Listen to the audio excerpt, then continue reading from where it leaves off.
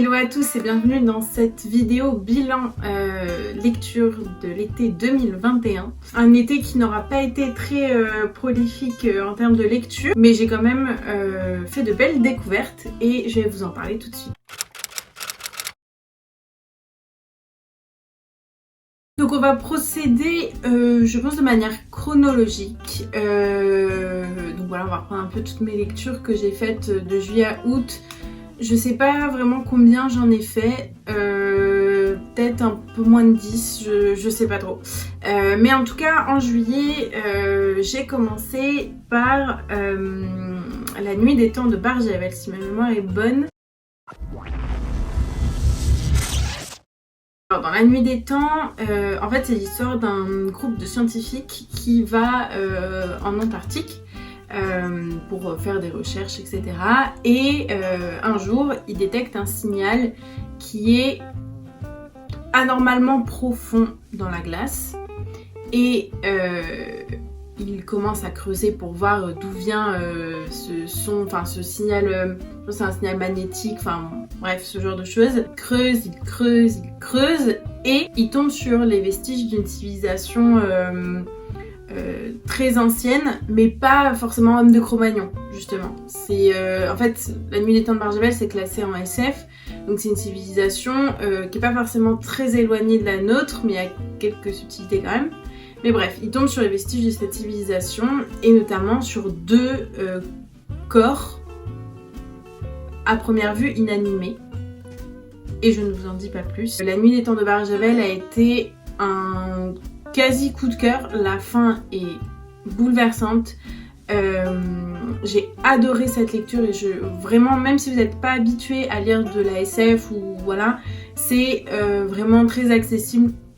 Même si vous aimez pas la SF, moi je commence vraiment à me mettre à la SF, je suis pas du tout habituée et ça a été hyper facile d'approcher cette lecture et de la découvrir. Donc vraiment je la conseille à n'importe qui. Je pense que ça fait partie de ces lectures qui sont assez universelles et que tout le monde devrait lire. Si vous n'êtes pas trop SF, recherche scientifique, machin, c'est pas grave, il y a plus que ça dans La nuit des temps. Et ça vaut vraiment le détour, donc je vous conseille vivement. Et j'ai été très contente de faire cette lecture au début de l'été. Après La nuit des temps, je me suis plongée dans une toute autre lecture qui n'est toujours pas en lien avec l'été. C'est normal, c'est moi qui ne fais pas du tout des lectures de saison. Je pense que dans tous les livres que je vais vous présenter, il n'y en a aucun qui se passe en été. J'ai donc enchaîné avec La maison hantée de Shirley Jackson aux éditions Rivage Noir. J'avais très envie de lire ce livre parce que ça a été la base pour l'adaptation de The Haunting of Hill House sur Netflix, la saison 1. Et je voulais voir jusqu'où il s'était inspiré de ce livre pour faire la série. Série que j'ai beaucoup appréciée même s'il m'a fait très très peur. Et ben écoutez, ils se sont pas inspirés de grand chose, enfin c'est mon ressenti, mais je trouve pas qu'ils se sont inspirés de grand chose. En fait, dans La maison hantée, on va suivre le docteur Montag. En fait, il décide d'inviter des personnes à Hill House, donc une maison qui est dite hantée. Et il a choisi des personnes qui sont déjà sensibles et susceptibles de réagir à ces phénomènes paranormaux, de par des choses qui se sont passées dans leur passé. Et du coup, il décide de les inviter à Hill House pour voir ce qui se passe. Je sais pas, enfin pour ceux qui ont vu en gros la saison 1 sur Netflix, The Haunting of Hill House, déjà rien que dans le pitch, je pense que vous voyez qu'il n'y a pas grand chose en lien avec le pitch de la série. Mais ce qui n'empêche pas que c'est intéressant à lire, mais en tout cas j'ai été assez déroutée parce que je pensais vraiment retrouver en fait la saison 1 de The Haunting of Hill House dans ce bouquin, mais en fait pas du tout. Alors j'aurais dû m'en douter à la 4e de couverture, vous allez me dire, je pensais qu'il allait y avoir beaucoup plus de choses qui ressemblaient à la série. Mais globalement ça a été une plutôt bonne lecture. C'était pas the lecture de ouf. Par contre, pour tout ce qui est horreur, parce qu'en gros Shirley Jackson est connue pour ses histoires justement d'horreur, il y a quand même 2-3 passages qui étaient un peu stressant, angoissant, anxiogène. Et j'ai lu ça dans quand j'ai lu, j'étais dans le sud, dans une vieille maison, une ancienne ferme, perdue au milieu de la campagne, mais genre pas de réseau, rien, personne à la ronde, perdue dans les champs, vieille bâtisse. C'était une lecture de contexte, alors pas de contexte estival, mais de contexte, bon voilà, par rapport au pitch du livre. Donc j'avoue que j'étais très contente parfois quand même de lire ça en pleine journée, parce que le soir, il y a vraiment des passages, je sais pas si j'aurais très bien dormi après. Donc voilà, en tout cas pour la partie horreur, alors c'est pas, je veux dire, c'est pas angoissant du début à la fin à chaque page, oh mon dieu, on a peur, pas du tout. C'est certaines scènes qui sont super anxiogènes et très bien faites.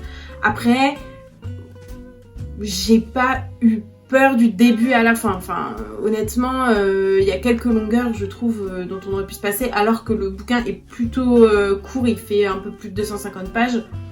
Mais voilà, donc globalement, c'était une bonne lecture. Pas la lecture la plus flippante que j'ai fait de ma vie, mais j'étais très contente de l'avoir découverte. Ensuite, ça nous amène du coup à fin juillet. Fin juillet, j'ai voulu me remettre dans de la SF. J'avais envie d'avancer un petit peu mes sagas et c'est pour ça que je me suis plongée dans le deuxième tome du cycle des robots de Isaac Asimov, donc qui est un défilé de robots, je l'ai plus avec moi, mais je crois que c'est un défilé de robots le titre. Et écoutez, ça n'a pas été une super lecture, mais en même temps je m'y attendais aussi parce que je suis pas très fan du format nouvelle. Certaines nouvelles sont super, j'ai passé un bon moment, mais globalement le recueil selon moi ne casse pas trois pattes à un canard, parce que c'est un peu de la redite par rapport au tome 1. En fait au final, je sais pas si vous avez lu Le Sorceleur de Andrzej Sapkowski, désolée. Et ben les deux premiers tomes sont des recueils de nouvelles et j'avais aimé sans plus. Et je sais qu'il y a énormément de personnes qui ne se lancent pas trop dans la saga Le Sorceleur parce que les deux premiers tomes, pas ouf. Et là c'est un petit peu le même ressenti. Genre on commence par des recueils de nouvelles, en mode ok d'accord, ouais, mais sinon, ok, bref, c'est cool, mais en même temps, du coup, il n'y a rien qui est lancé en fait. Donc c'est un peu déroutant. Du coup, on comprend bien le contexte, le monde dans lequel vivent ces robots, ces humains, etc. Voilà quoi, genre il en faut un petit peu, moi il m'en faut un peu plus. Mais je me suis procuré le tome 3 du cycle des robots et j'ai vu que ça y est, on commence à être dans un roman et en plus une enquête policière, donc dans le monde du cycle des robots. Et ça, écoutez, j'ai trop hâte de le lire parce que c'est exactement ce que je voulais découvrir dans ce genre d'univers. Donc le cycle des robots tome 2, c'était pas une super découverte, mais je suis pas très surprise et j'ai vraiment hâte de me lancer dans le tome 3. Ensuite, j'ai eu une plutôt grosse panne de lecture pendant quelques jours où j'avais vraiment envie de rien lire. Je pense parce que du coup j'étais restée sur 2 lectures bof, donc je pense que ça m'a un peu plombée. Et du coup j'ai pas lu pendant quelques jours, mais au final j'ai fait plein d'autres trucs. J'ai bougé à droite à gauche, j'ai fait du tricot, du crochet, des loisirs de mamie, je sais. Donc voilà, j'ai fait d'autres trucs et je me suis remise de cette panne de lecture avec un Haruki Murakami.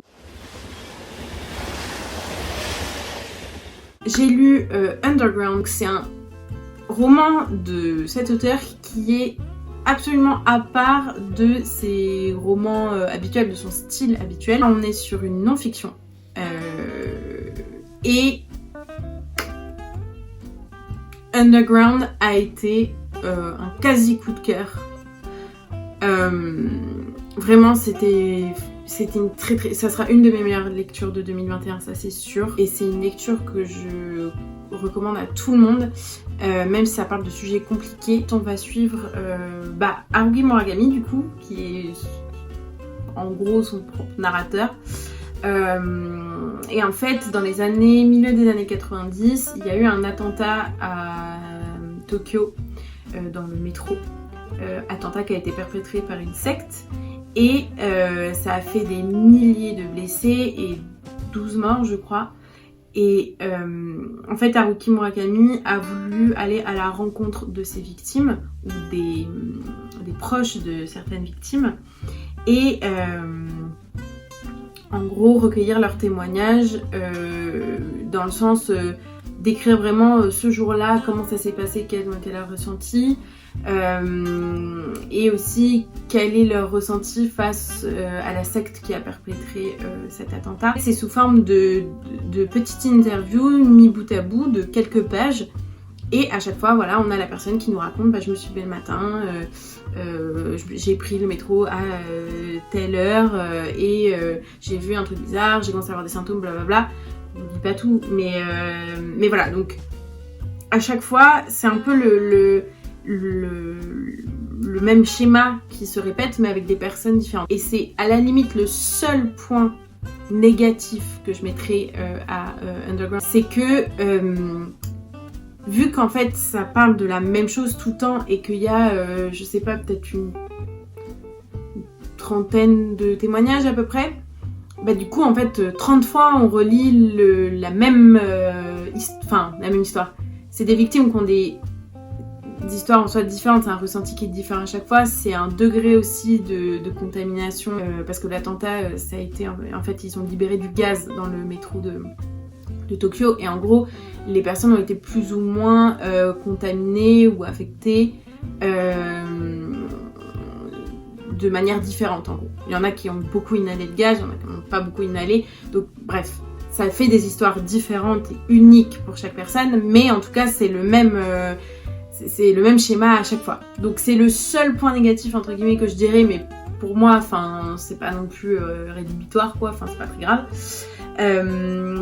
Donc voilà, à chaque fois on a ces histoires là, et après Haruki Murakami a voulu aller plus loin, où il est allé carrément interviewer des gens qui font partie de cette secte, ou qui faisaient partie de cette secte, et ils recueillent leurs témoignages par rapport à comment ils en sont arrivés à être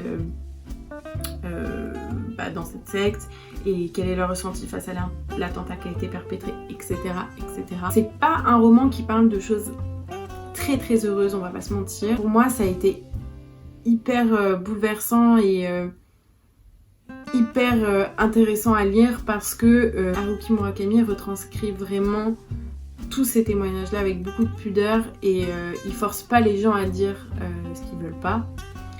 Et ça se ressent beaucoup dans l'écriture et dans le compte rendu en gros de ces témoignages. Et voilà, donc il y a des interviews qui sont vraiment avec des récits vraiment poignants, genre on devient être un peu découragé de l'humanité.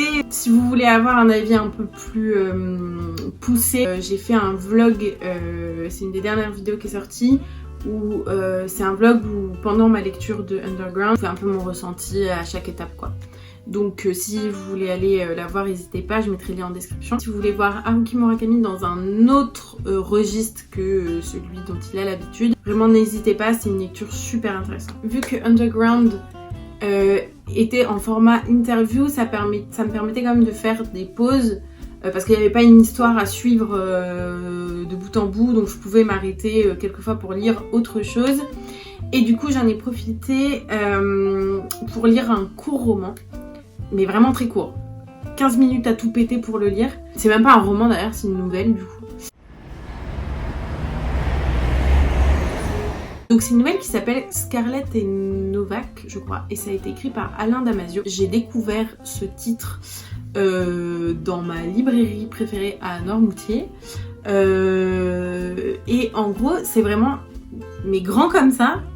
Et c'est une nouvelle qui se passe dans notre société, mais un peu à la Black Mirror.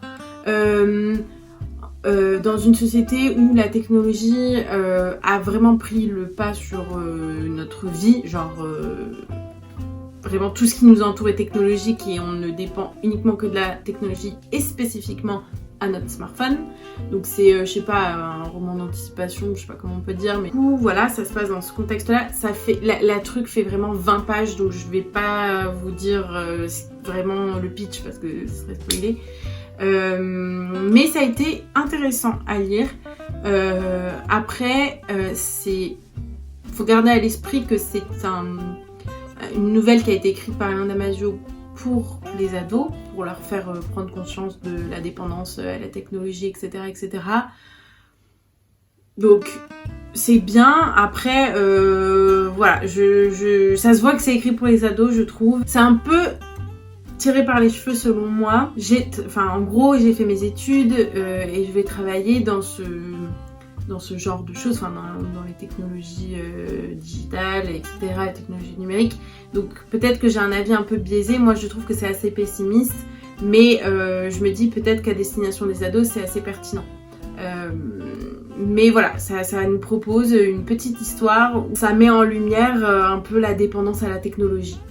Je ne vous en dis pas plus. Si c'est des sujets qui vous intéressent, n'hésitez pas à lire. Ça vous prendra 15 minutes de votre temps, ce sera très rapide. J'ai terminé par un roman graphique. Ça ne m'arrive pas souvent. Pour Noël, ma belle-sœur m'a offert La Tectonique des plaques de Margot Motin. Et du coup, je me suis plongée dedans après Underground pour voilà, vraiment c'est de voir, de lire quelque chose d'un petit peu plus joyeux, voilà, parce que ça sape quand même un petit peu le moral, je ne vais pas vous le cacher. Donc voilà, j'ai lu ça, c'était hyper cool, les dessins sont vraiment top. Là je l'ai pas avec moi, mais dans mon vlog dont je vous parlais tout à l'heure, j'ai mis quelques inserts et j'en parle un petit peu. Hyper cool à lire, il y a plusieurs scènes où je me suis reconnue, enfin voilà, dans les situations que Margot Motin décrivait. Donc très très bonne découverte, je suis pas habituée à lire en plus du graphique. Et là c'était vraiment un très très bon choix de ma belle-sœur, donc je t'en remercie si tu passes par là. Si vous voulez lire, si vous n'avez pas l'habitude de lire des graphiques, vous pouvez le lire. Franchement, moi qui suis vraiment en plus un petit peu à mon avis difficile avec ça, j'ai passé un super moment. J'en ai terminé avec mes lectures estivales. Bah écoutez, elles n'étaient pas très nombreuses, mais c'était quand même des très bons moments que j'ai passés. Même si j'ai pas tout aimé, j'ai bien aimé me plonger dans tous ces univers divers. N'hésitez pas à me parler de vos lectures estivales, vos coups de cœur ou vos lectures bof aussi, parce qu'il faut en parler aussi quand on n'a pas trop aimé. Donc je vous dis à bientôt pour une prochaine vidéo et en attendant, je vous souhaite de faire vos meilleures lectures.